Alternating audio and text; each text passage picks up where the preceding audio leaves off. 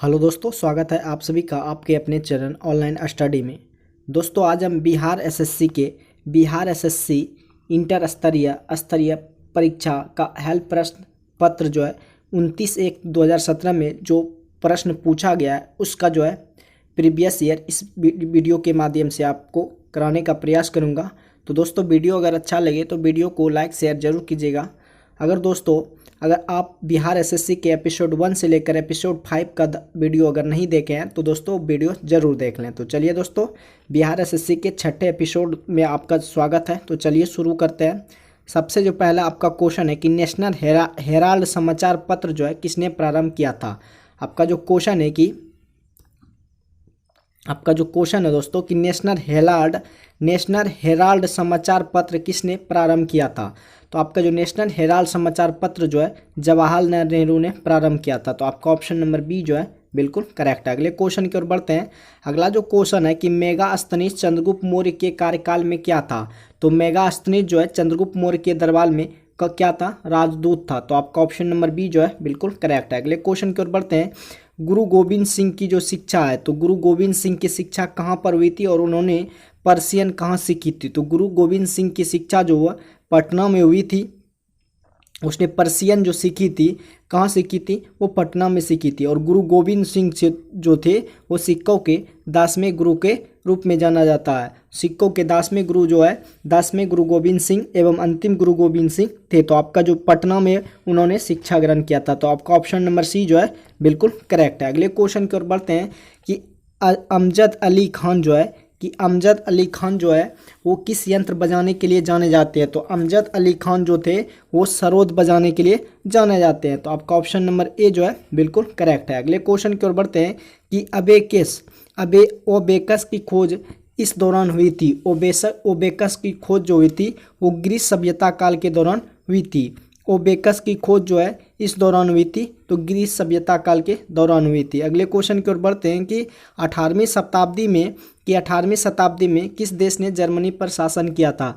कि 18वीं शताब्दी में किस देश ने जर्मनी पर शासन किया था। तो 18वीं शताब्दी में ऑस्ट्रिया ने 18वीं शताब्दी में किस देश ने जर्मनी पर शासन किया था। तो 18वीं शताब्दी में ऑस्ट्रिया ने जर्मनी पर शासन किया था। तो आपका ऑप्शन नंबर बी जो है बिल्कुल करेक्ट है। अगले क्वेश्चन की ओर बढ़ते हैं। अगला जो क्वेश्चन है कि भारत के दोनों लोकसभा और राज्यसभा में कोरम के लिए कुल सदस्यों का कौन सा आवश्यक है। कि भारत के दोनों लोकसभा और राज्यसभा में कोरम के लिए कुल सदस्यों का जो आवश्यक है 1/10 भाग आवश्यक है। तो आपका ऑप्शन नंबर बी जो है बिल्कुल करेक्ट है। अगले क्वेश्चन की ओर बढ़ते हैं कि साप्ताहिक सारली शब्दों जो है कहाँ से प्रकाशित किया जाता है। कि आपका जो क्वेश्चन है कि साप्ताहिक सारली शब्दों कहाँ से प्रकाशित किया जाता है। तो साप्ताहिक सारली शब्दों जो है वो पेरिस से प्रकाशित किया जाता है। तो आपका ऑप्शन नंबर बी जो है बिल्कुल करेक्ट है। अगले क्वेश्चन की ओर बढ़ते हैं। अगला जो क्वेश्चन है कि H1N1 इसके द्वारा स्रावित होता है। तो H1N1 जो है विषाणु द्वारा स्रावित होता है। विषाणु H1 जो है इनके द्वारा होता है, तो विषाणु द्वारा। तो आपका ऑप्शन नंबर ए जो है बिल्कुल करेक्ट है। अगले क्वेश्चन की ओर बढ़ते हैं। एक जाना माना साहित्यिक समारोह कहाँ होता है। एक जाना माना जो साहित्यिक समारोह होता है वो कहाँ होता है। तो जयपुर में होता है। एक जाना माना साहित्यिक समारोह जो होता है वो जयपुर में होता है। तो आपका ऑप्शन ए जो है बिल्कुल सही है। अगले क्वेश्चन की ओर बढ़ते हैं। अगला जो क्वेश्चन है कि बुद्ध से संबंधित अप्सरों से जुड़े प्रतीकों में स्तूप जो है किसका प्रतीक है। कि बुद्ध से संबंधित अप्सरों से जुड़े प्रतीकों में स्तूप जो है किसका प्रतीक है। तो स्तूप जो है मृत्यु का प्रतीक है। अगले क्वेश्चन की ओर बढ़ते हैं। अगला जो क्वेश्चन है कि गुप्त वंश का जो अंतिम शासक था वो कौन था। तो गुप्त वंश का अंतिम शासक कौन था, विष्णुगुप्त था। गुप्त वंश का अंतिम शासक कौन था, विष्णुगुप्त था। अगले क्वेश्चन की ओर बढ़ते हैं। अगला जो क्वेश्चन है कि किसने दाऊद को पटना और हाजीपुर से खदेड़ कर बाहर किया था। किसने दाऊद को पटना और हाजीपुर से खदेड़ कर बाहर किया था। तो किसने, जो अकबर ने दाऊद को पटना और हाजीपुर से खदेड़ कर क्या किया था, बाहर किया था। तो डी नंबर आपका ऑप्शन जो है बिल्कुल सही है। अगले क्वेश्चन की ओर बढ़ते हैं कि अकबर के राज दरबार में कितने रत्न थे। कि अकबर के राज दरबार में कितने रत्न थे। तो अकबर के राज दरबार में 9 रत्न थे। कितने रत्न थे, 9 रत्न थे। अगले क्वेश्चन की ओर बढ़ते हैं। अगला जो क्वेश्चन है कि गोवा से पूर्व गोवा से पूर्व पुर्तगालियों की भारत में कौन सी राजधानी थी? तो गोवा से पूर्व जो थी पुर्तगालियों की भारत में जो राजधानी थी वो कोचीन थी। कहाँ थी? गोवा से पूर्व पुर्तगालियों की भारत में कौन सी राजधानी थी? तो आपका जो कोचीन है वो बिल्कुल सही है। अगले क्वेश्चन की ओर बढ़ते हैं कि बैगनी प्रकाश के तरंग दैर्घ्य का जो प्रकाश नैनोमीटर में है कितना होता है? तो बैगनी प्रकाश के तरंग दैर्घ्य का जो प्रकाश होता है नैनोमीटर में 380 से 450 नैनोमीटर के बीच में होता है। तो आपका ऑप्शन नंबर बी जो है बिल्कुल करेक्ट है। अगले क्वेश्चन की ओर बढ़ते हैं। अगला जो क्वेश्चन है कि एक रोगी के शरीर के अंदर को देखने के लिए क्या उपयोगी है? एक रोगी के शरीर को अंदर के देखने के लिए जो उपयोगी है वो प्रकाशीय तंतु। एक रोगी के शरीर को अंदर देखने के लिए क्या उपयोगी है? तो आपका ऑप्शन जो प्रकाशीय तंतु है बिल्कुल सही है। अगले क्वेश्चन की ओर बढ़ते हैं कि उत्तरी गोलार्ध में सबसे लंबी रात्रि कब होती है? उत्तरी गोलार्ध में सबसे लंबी रात्रि जो होती है वो 22 दिसंबर को होती है। उत्तरी गोलार्ध में सबसे लंबी रात्रि कब होती है? तो 22 दिसंबर को सबसे लंबी रात्रि होती है। तो आप बी नंबर आपका ऑप्शन जो है बिल्कुल सही है। अगले क्वेश्चन की ओर बढ़ते हैं कि दो बिंदुओं के आवेश की मध्य बल और उनके मध्य की दूरी बीच रिश्ता क्या है? तो अब समानुपाती जो होता है 1/r², एम समानुपाती 1/r², यानी कि मध्य बल जो होता है उनकी दूरी के वर्ग के क्या होते हैं? समानुपाती होते हैं। दूरी के वर्ग के क्या होते हैं? समानुपाती। तो आपका ऑप्शन नंबर डी जो है बिल्कुल सही है। अगले क्वेश्चन की ओर बढ़ते हैं कि चंपारण सत्याग्रह का आरंभ जो हुआ था वो कब हुआ था? चंपारण सत्याग्रह का जो आरंभ हुआ था वो कब हुआ था? तो चंपारण सत्याग्रह का जो आरंभ हुआ था 1917 में हुआ था। 1917 ईस्वी में चंपारण सत्याग्रह का आरंभ हुआ था। अगले क्वेश्चन की ओर बढ़ते हैं। अगला जो क्वेश्चन है कि उत्तर प्रदेश का जो राजकीय फूल क्या है?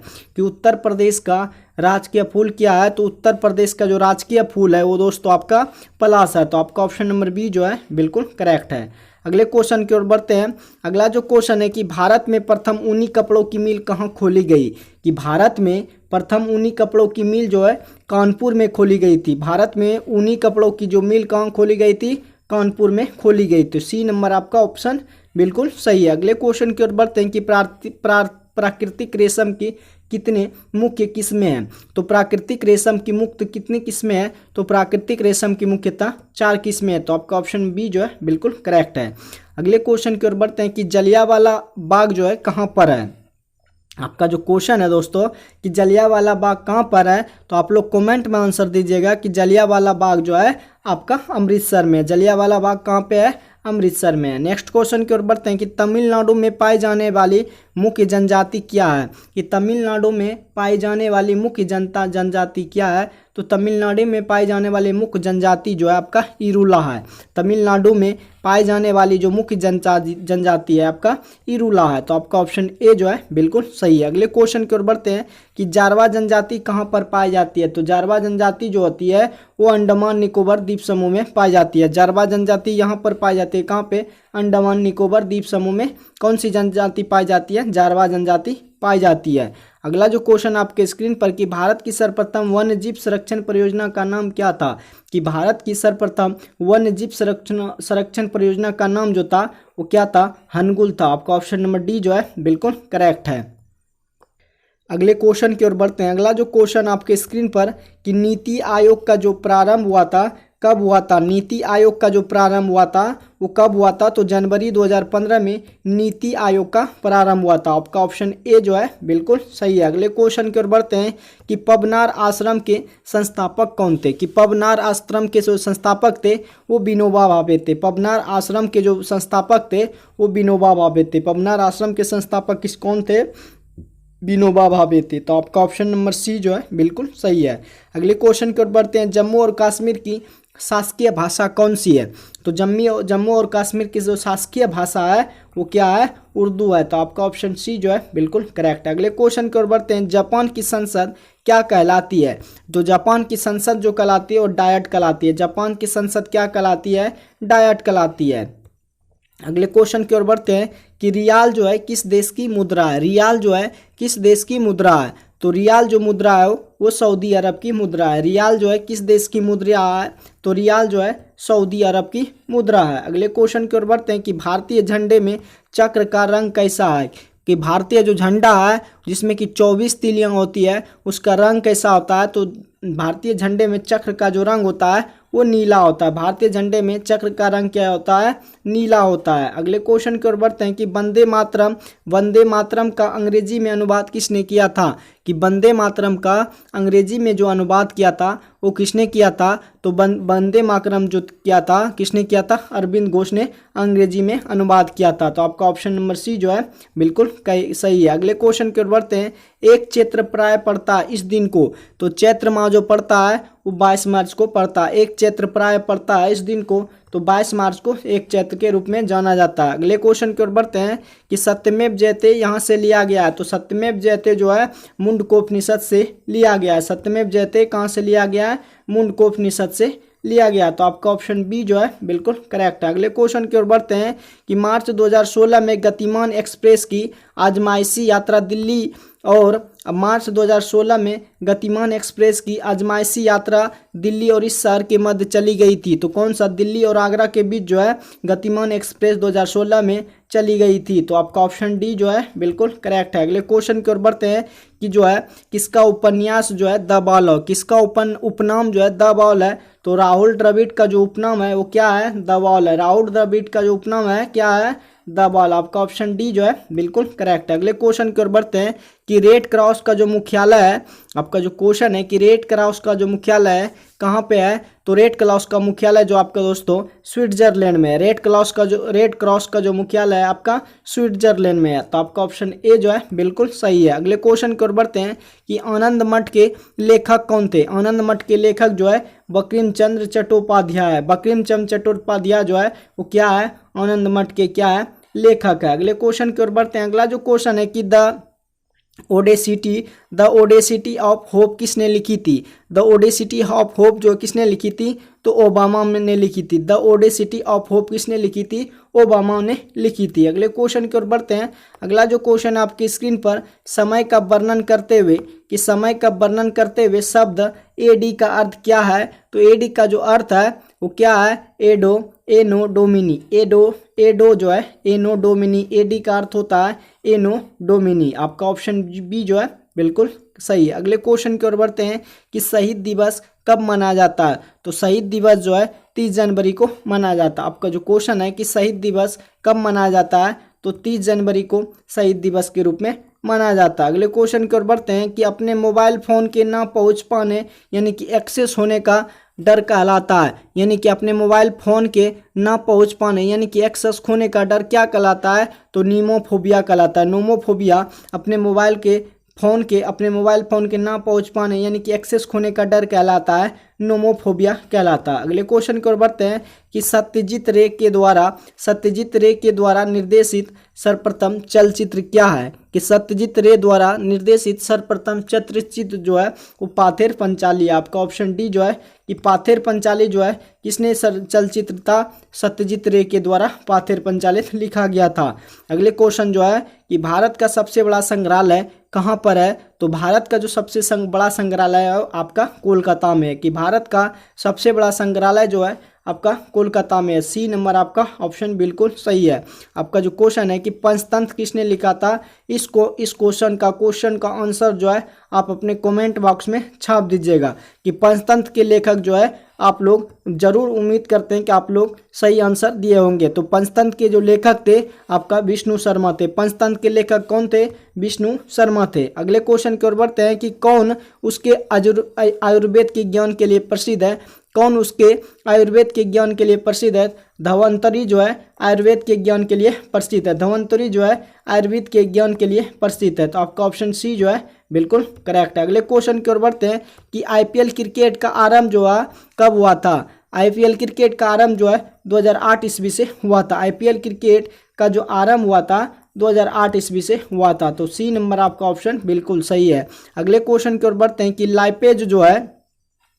लाइपेज द्वारा वसा के जलीय अपघटन पर क्या मिलता है? तो लाइपेज द्वारा वसा के जलीय अपघटन मिलता है बलीय अम्ल और वसीय अम्ल और ग्लिसरॉल मिलता है। कि लाइपेज द्वारा वसा के अम्लीय अपघटन पर वसीय अम्ल और ग्लिसरॉल मिलता है। तो बी नंबर आपका ऑप्शन बिल्कुल सही है। अगले क्वेश्चन की ओर बढ़ते हैं कि भारतीय मानक समय ग्रीनविच माध्य ग्रीनविच माध्य भारतीय मानक समय ग्रीनविच माध्य समय से इतना आगे, तो 5.5 घंटा आगे है। भारतीय मानक समय ग्रीनविच जो है माध्य समय से कितना आगे है, तो 5.5 घंटा आगे है। तो आपका ऑप्शन ए जो है बिल्कुल सही है। दुनिया का सबसे बड़ा दलदल जो है गीला स्तन कहाँ पर है? आपका जो क्वेश्चन है कि दुनिया का सबसे बड़ा दलदल यानी कि गीला स्तन कहाँ पे है, तो एशिया में है। कहाँ पे है? एशिया जो है दुनिया का सबसे बड़ा दलदल यानी कि गीला स्तन कहाँ पर है, तो एशिया में है। तो आपका ऑप्शन ए जो है बिल्कुल सही है। अगले क्वेश्चन की ओर बढ़ते हैं कि मानचित्र में समुद्र की समान गहराइयों को जोड़ने वाली रेखा को क्या कहते हैं? तो मानचित्र में समुद्र की समान गहराइयों को जोड़ने वाली रेखा को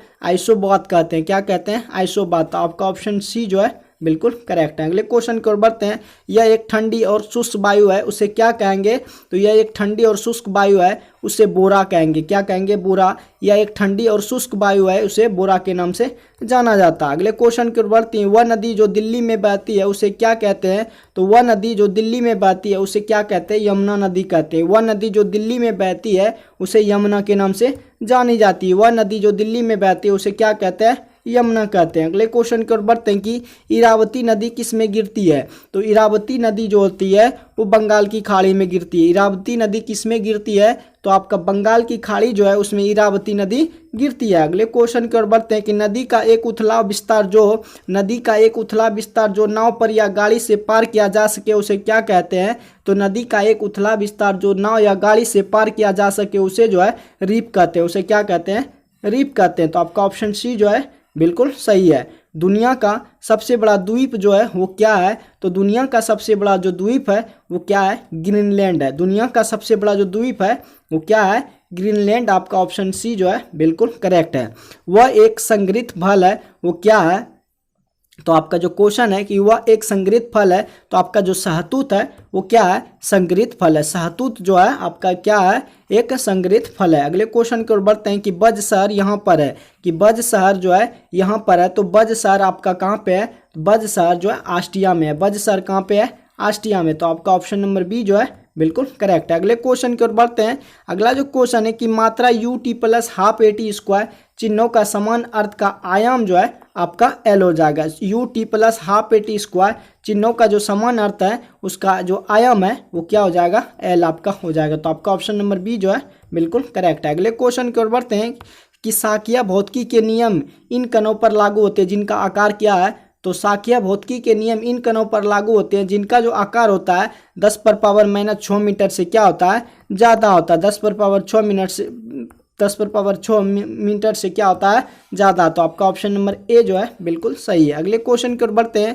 एक कार का पहिया जो है जो सड़क पर चल रहा है, एक कार का पहिया जो है जो सड़क पर चल रहा है, तो स्थैतिक घर्षण का मान ज़्यादा होगा काइनेटिक घर्षण से, और रोलिंग घर्षण का मान ज़्यादा होगा किससे? रोलिंग घर्षण का मान कम होगा किससे? काइनेटिक घर्षण से। तो मान के स्थैतिक घर्षण का मान सबसे अधिक होगा, उसके बाद काइनेटिक, उसके बाद रोलिंग घर्षण। तो आपका ऑप्शन नंबर बी जो है बिल्कुल करेक्ट है। अगले क्वेश्चन की ओर बढ़ते हैं।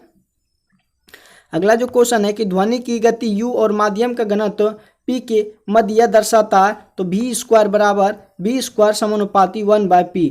माध्यम का घनत्व जो होता है v स्क्वायर समानुपाती 1/p होता है। तो आपका ऑप्शन नंबर ए जो है बिल्कुल करेक्ट है। अगले क्वेश्चन की ओर बढ़ते हैं। गुरु नानक का जन्म जो है कहाँ हुआ था? कि गुरु नानक का जो जन्म हुआ था कहाँ पे हुआ था? तो तलवंडी नामक स्थान पर हुआ था। गुरु नानक का जन्म जो हुआ था तलवंडी नामक स्थान पर हुआ था। तो आपका ऑप्शन नंबर सी जो है बिल्कुल करेक्ट है। अगले क्वेश्चन की ओर बढ़ते हैं। अगला जो क्वेश्चन है कि अंग्रेजों ने बहादुर शाह द्वितीय को किस देश से निकालकर कहाँ भेजा था? तो अंग्रेजों ने बहादुर शाह द्वितीय को किस देश से निकालकर कहाँ भेजा था? तो रंगरून भेज दिया था। अंग्रेजों ने बहादुर शाह द्वितीय को रंगरून से निकालकर भेज दिया था। कहाँ? रंगरून भेज दिया था। तो आपका ऑप्शन नंबर ए जो है बिल्कुल सही है। अगला जो क्वेश्चन है कि अभिज्ञान शकुंतलम का प्रथम अंग्रेजी अनुवाद किसने किया था? अभिज्ञान शकुंतलम का प्रथम अंग्रेजी अनुवाद जो है जॉन निकोलसन ने किया था। किसने किया था? अभिज्ञान शकुंतलम का प्रथम अंग्रेजी अनुवाद जो है जॉन निकोलसन ने किया था। तो आपका ऑप्शन डी जो है बिल्कुल सही है। अगले क्वेश्चन की ओर बढ़ते हैं। अगला जो क्वेश्चन है कि अंग्रेजों के भारत में राज्यकाल में आखिर से एक पूर्व वायसराय कौन था? कि अंग्रेजों के भारत में राजकाल में आखिर में एक पूर्व वायसराय कौन था? तो आपका बेबेल जो था वो क्या था? एक पूर्व वायसराय था। तो आपका ऑप्शन बी जो है बिल्कुल सही है। अगले क्वेश्चन की ओर बढ़ते हैं कि एक लो चुंबकीय पदार्थ के लिए उसकी जो चुंबकीय जो है सुग्रता के लिए सत्य है। तो एक लो चुंबकीय पदार्थ के लिए उसकी जो चुंबकीय सुग्रता के लिए यह सत्य है, क्या होना चाहिए, अधिक होना चाहिए। तो आपका ऑप्शन बी जो है बिल्कुल करेक्ट है। अगले क्वेश्चन की ओर बढ़ते हैं कि जब प्रकाश दूसरे माध्यम में अंतर जाता है, जब प्रकाश जो है दूसरे माध्यम के अंदर जाता है तो उनकी आवृत्ति में परिवर्तन क्या होता है, नहीं आता। जब एक प्रकाश जो है एक माध्यम से दूसरे माध्यम के अंदर जाता है तो उसकी आवृत्ति में कोई परिवर्तन नहीं होता है। तो आपका ऑप्शन नंबर बी जो है बिल्कुल सही है। तो दोस्तों बिहार एसएससी के 6वें एपिसोड का जो है जीके जीएस का दोस्तों मैंने क्वेश्चन को कवर करा दिया है। तो दोस्तों अगर वीडियो अच्छा लगे तो वीडियो को शेयर एंड सब्सक्राइब हमारे चैनल को जरूर कीजिएगा। बाकी मिलते हैं नेक्स्ट एपिसोड में। आज के लिए बस इतना ही। जय हिंद।